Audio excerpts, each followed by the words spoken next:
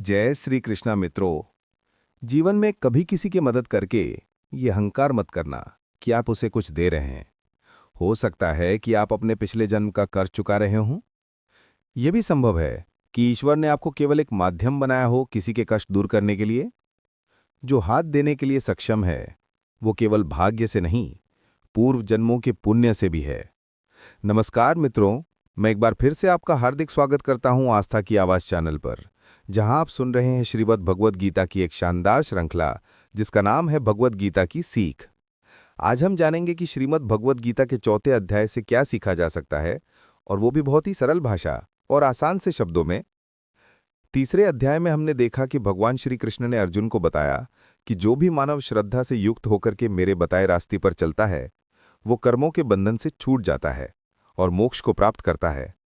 भगवान ने बड़े प्रेम और धैर्य के साथ अर्जुन को ज्ञान योग और निष्काम कर्म योग दोनों का विस्तार से वर्णन करते हुए ये समझाया कि तुम इन दोनों में से किसी का भी चयन कर सकते हो, लेकिन जीवन में कर्म किए बिना कोई नहीं रह सकता। भगवान ने स्पष्ट रूप से कहा कि किसी भी परिस्थिति में तुम अकर्मण नहीं रह सकते, अर्थात अपने मन पर नियंत्रण करके मोह को त्याग कर कर्म तो तुम्हें हर हाल में करना ही होगा, क्योंकि यही जीवन का धर्म है और यही आत्मा का उठान। अब हम श्रीमद् भगवद गीता के चौथे अध्याय में प्रवेश करेंगे, जहां हम जानेंगे कि भगवान कब, क्यों और किस रूप में इस धरती पे आते हैं। हम ये भी जानेंगे कि भगवान को कैसे प्राप्त किया जा सकता है, गुरु से ध्यान कैसे लिया जाता है और ये ध्यान जीवन में क्यों आवश्यक है। तो चलिए मैं आपको ले चलता हूं इस दिव्य ज्ञान की ओर, जो हमारे भीतर नई रोशनी भर देगा और आत्मा को उसकी वास्तविक पहचान दिलाएगा। भगवद गीता के चौथे अध्याय की इस अलौकिक यात्रा में हम प्रवेश करते हैं, जहां कर्म संन्यास योग, जहां भगवान श्री कृष्ण अर्जुन के विश्वास को और भी गहरा और दृढ़ बनाने के लिए अपने द्वारा दिए जा रहे दिव्य ज्ञान की आदि मूल कथा का उद्घाटन करते हैं। भगवान श्री कृष्ण अर्जुन से प्रेम पूर्वक कहते हैं, हे पार्थ, क्योंकि तुम मेरे प्रिय मित्र भी हो और मेरे प्रिय भक्त भी, इसीलिए मैं तुम्हें इस योग का परम रहस्य बता रहा हूं। ये कोई साधारण ज्ञान नहीं, बल्कि वही शाश्वत ज्ञान है जिसे मैंने समय के प्रारंभ में सूर्य देव को उपदेशित किया था। फिर वे बताते हैं कि यही दिव्य ज्ञान एक अविच्छिन्न परंपरा के रूप में अर्षि और राजर्षियों को प्राप्त हुआ, जिन्होंने न केवल इसे आत्मसात किया बल्कि इसे अपने जीवन में पूर्णतः उतारा। ये सुनकर अर्जुन आश्चर्यचकित हो जाते हैं। वे सहज रूप से पूछ बैठते हैं, भगवान, आपने तो अभी जन्म लिया है और सूर्यदेव तो अति प्राचीन हैं, फिर आपने उन्हें ये ज्ञान कैसे दिया। भगवान श्री कृष्ण मुस्कुराते हैं और अर्जुन के इस संदेह को समाधान करते हुए अपने अवतरण के दिव्य रहस्य को प्रकट करते हैं। वे कहते हैं, हे अर्जुन, तू और मैं दोनों अनेक जन्मों से इस संसार में आते रहे हैं। फर्क बस इतना है कि तुम्हें अपने जन्मों की स्मृति नहीं है और मुझे है। मैं अजन्मा हूं, अविनाशी हूं, परंतु जब जब धर्म की हानि होती है और अधर्म का बढ़ाव होता है, तब तब मैं अपनी योग माया शक्ति से इस धरती पर प्रकट होता हूं। भगवान कहते हैं कि उनका जन्म और कर्म दोनों ही दिव्य होते हैं। वे इस माया से परे हैं और उनके कार्यकलाप संसार के सामान्य जीवों की तरह नहीं होते।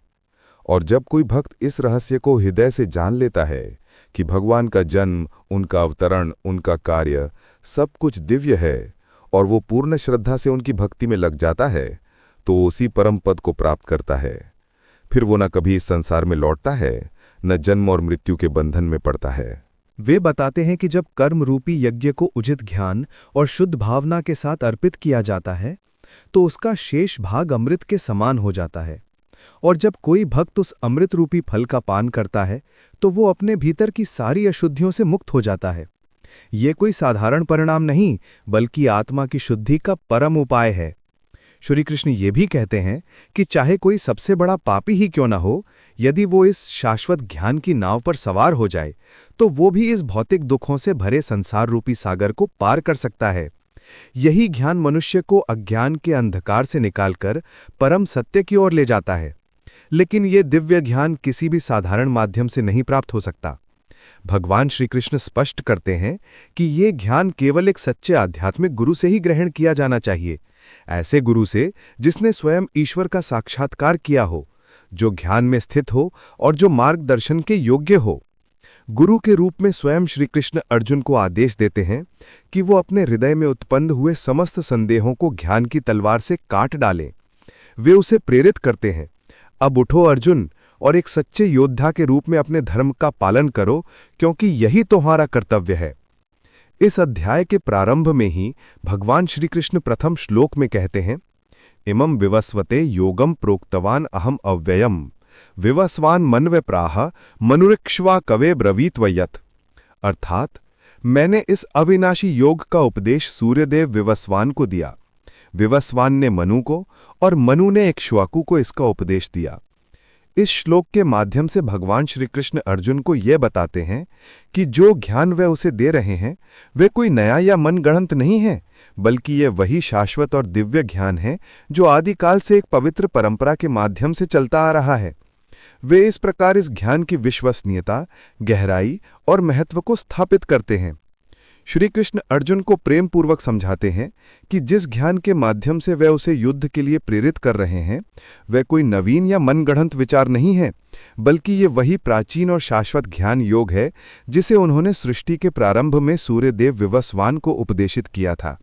सूर्यदेव ने इस ज्ञान को प्रथम मानव मनु को सौंपा और मनु ने आगे चलकर इसे सूर्यवंश के प्रथम राजा इक्ष्वाकु को बताया। श्री कृष्ण अर्जुन को ये भी बताते हैं कि इस भौतिक जगत की प्रकृति ही ऐसी है कि समय के साथ ये पवित्र ज्ञान परंपरा क्षीण हो गई और धीरे धीरे विलुप्त होती चली गई। इसलिए आज उसी प्राचीन गूढ़ ज्ञान को वे पुनः अर्जुन के समक्ष प्रकट कर रहे हैं, क्योंकि अर्जुन उनके प्रिय मित्र और सच्चे भक्त हैं। भगवान स्पष्ट करते हैं कि ये दिव्य ज्ञान कोई सामान्य व्यक्ति नहीं समझ सकता। इसे समझने के लिए हृदय में श्रद्धा, भक्ति और ईश्वर के प्रति पूर्ण समर्पण आवश्यक है। अर्जुन ने भगवान श्री कृष्ण को न केवल एक मित्र के रूप में स्वीकार किया, बल्कि एक परम आराध्य के रूप में भी पूजा।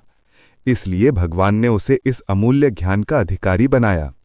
श्री कृष्ण कहते हैं, हे अर्जुन, क्योंकि तुम मेरे परम मित्र और भक्त हो, इसलिए मैं तुम्हें ये योग का परम रहस्य बता रहा हूं। ये श्रीमद् भागवत गीता का दिव्य ज्ञान है जिसे कोई भी केवल बुद्धि से नहीं बल्कि श्रद्धा और भक्ति से ही आत्मसात कर सकता है। भगवान श्री कृष्ण की इन दिव्य बातों को सुनकर अर्जुन के मन में संशय उत्पन्न होता है। वे आश्चर्य और जिज्ञासा से भरकर भगवान से पूछते हैं, अपरम भवतो जन्म परम जन्म विवस्वतः कथम एतद् विज्जानीयः त्वमादो प्रोक्तवानिति। अर्थात, हे कृष्ण, आपका जन्म तो सूर्यदेव विवस्वान के बहुत बाद हुआ है, फिर मैं कैसे मान लूं कि आपने प्रारंभ में उन्हें ये ज्ञान दिया था। अर्जुन इस बात से चिंतित और भ्रमित हो जाते हैं कि श्रीकृष्ण, जो इस समय उनके समक्ष एक मानव रूप में उपस्थित हैं, वे कैसे सृष्टि के प्रारंभ में उत्पन्न हुए सूर्य देवता को ये शाश्वत ज्ञान दे सकते हैं। उन्हें श्रीकृष्ण के कथनों में घटनाओं की असंगति प्रतीत होती हैं, क्योंकि सूर्यदेव का अस्तित्व तो सृष्टि के आदिकाल से ही माना जाता है, जबकि श्रीकृष्ण का जन्म तो अभी हाल ही में वासुदेव और देवकी के पुत्र के रूप में हुआ है। अर्जुन का ये संशय स्वाभाविक है, क्योंकि वे श्रीकृष्ण को अभी तक केवल एक मित्र, एक सारथी और एक महापुरुष के रूप में ही देख रहे थे। परंतु जब श्रीकृष्ण ने स्वयं को उस प्राचीन ज्ञान परंपरा का स्रोत बताया तो अर्जुन उसे सत्यापित करना चाहते हैं। तब श्रीकृष्ण अत्यंत गंभीरता और करुणा के साथ अर्जुन से कहते हैं, बहूनि में व्यतीतानि जन्मानि तव चार्जुना तान्यहम वेद सर्वाणि न त्वं वेदथ परंतपः। हे अर्जुन, तुम्हारे और मेरे अनेकों जन्म हो चुके हैं, फर्क बस इतना है कि तुम्हें उन जन्मों का स्मरण नहीं है, लेकिन मुझे सब याद है। यहाँ भगवान श्रीकृष्ण अपने दिव्य स्वरूप का रहस्य प्रकट करते हैं। वे स्पष्ट करते हैं कि भले ही वे संसार में मानव रूप में उपस्थित हों, लेकिन उन्हें सामान्य मनुष्य की तरह नहीं देखा जाना चाहिए। वे अजन्मा, अविनाशी और सर्वज्ञ हैं। वे इस भौतिक जगत में अपने भक्तों की रक्षा और धर्म की स्थापना के लिए योग माया के माध्यम से प्रकट होते हैं। उनका जन्म, कर्म और स्वरूप सभी दिव्य हैं, भौतिक नियमों से परे। जीवात्मा और परमात्मा में यद्यपि कुछ समानताएं हैं, फिर भी दोनों के बीच अनेकों गहरे भेद हैं। दोनों ही सच्चित आनंद स्वरूप हैं, अर्थात अस्तित्व, चेतना और आनंद के स्वरूप में स्थित। फिर भी उनका स्वरूप और सामर्थ्य पूर्णतः भिन्न है।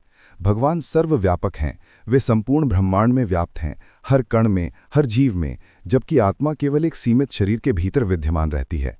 भगवान की उपस्थिति अनंत है, पर आत्मा की उपस्थिति सीमित। भगवान सर्वशक्तिमान हैं, उनके लिए कुछ भी असंभव नहीं। वहीं आत्मा स्वयं को भी माया के बंधनों से मुक्त नहीं कर सकती, जब तक कि उसे भगवान की कृपा और मार्गदर्शन प्राप्त न हो। भगवान सृष्टि के नियमों के स्वामी और निर्माता हैं, जबकि आत्मा उन नियमों के अधीन रहती है।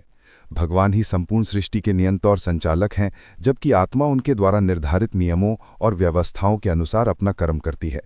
भगवान सर्वज्ञ हैं, उन्हें भूत भविष्य वर्तमान तीनों का पूर्ण ज्ञान है, लेकिन जीवात्मा का ज्ञान सीमित होता है, वो किसी एक विषय को भी पूर्णता से नहीं जान पाती। श्री कृष्ण इन गूढ़ भेदों को स्पष्ट करते हुए अर्जुन से कहते हैं कि यद्यपि मैं संसार में अनेकों बार अवतरित होता हूँ, फिर भी मैं सदैव सर्वज्ञ सर्वशक्तिमान और अविनाशी रहता हूँ। मेरा ज्ञान कभी नष्ट नहीं होता, लेकिन जीवात्मा के साथ ऐसा नहीं है। वह जन्म और मृत्यु के चक्र में पड़कर अपने पिछले जन्मों को भूल जाती है। श्री कृष्ण अर्जुन से कहते हैं, यदा यदा ही धर्मस्य ग्लानिर्भवति भारत अभ्युत्थानम धर्मस्य तदात्मानं सृजाम्यहम्। अर्थात, हे भारत, अर्जुन, जब जब इस धरती पर धर्म का पतन होता है और अधर्म बढ़ता है, तब तब मैं स्वयं प्रकट होता हूँ। श्री कृष्ण समझाते हैं कि धर्म केवल बाहरी कर्मकांड नहीं, बल्कि वह नियत और शुद्ध आचरण है जो मानव आत्मा को आध्यात्मिक उत्थान की ओर ले जाता है। और जब ये धर्म समाज से हटने लगता है, जब मानव मूल्य, मर्यादा और सत्य से विमुख हो जाता है, तब वह आचरण अधर्म कहलाता है। जब अधर्म अपनी चरम सीमा पर पहुंचता है, तब स्वयं भगवान, जो सृष्टि के मूल कारण हैं, अवतार रूप में प्रकट होते हैं ताकि अधर्म का विनाश करके धर्म की पुनः स्थापना कर सकें। यही प्रक्रिया भगवान के अवतरण की होती है। भगवान श्री कृष्ण इस अवतरण के 3 प्रमुख कारण बताते हैं। 1. दुष्टों और अधर्म का नाश करने के लिए। 2.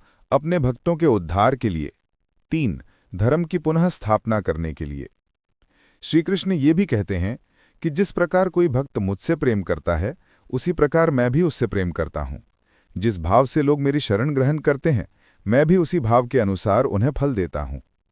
इस कथन से भगवान यह स्पष्ट करते हैं कि उनकी कृपा और उत्तरदायित्व समान रूप से सभी पर निर्भर करता है।